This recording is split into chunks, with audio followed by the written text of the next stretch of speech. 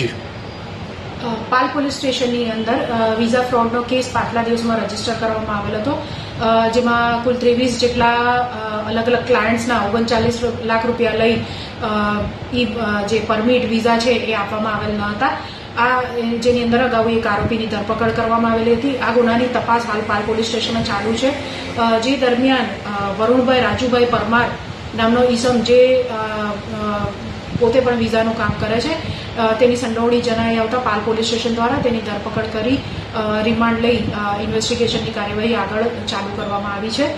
આ ગુનાની વિગત જોઈએ તો વરુણભાઈ રાજુભાઈ પરમાર જે છે તેમણે લગભગ 13 જેટલા અલગ અલગ ક્લાયન્ટ્સ પાસેથી ફિનલેન્ડ અને કેનેડાના વિઝા અપાવવાના બહાને 2,13,00,000 રૂપિયા જેટલી માતબર રકમ કેશ તથા પોતાના એકાઉન્ટમાં લઈને આ જે ક્લાયન્ટ્સ છે તેમને કોઈપણ પ્રકારના વિઝા ઈ પરમિટ વગેરે પૂરા પાડેલ ન હતા. તપાસ દરમિયાન તેમની સંડોવણી જણાઈ આવેલ, જેથી પોલીસ દ્વારા તેમની ધરપકડ કરી આગળની કાર્યવાહી કરવામાં આવેલ છે. આરોપી ક્યાંથી ઝડપાયો?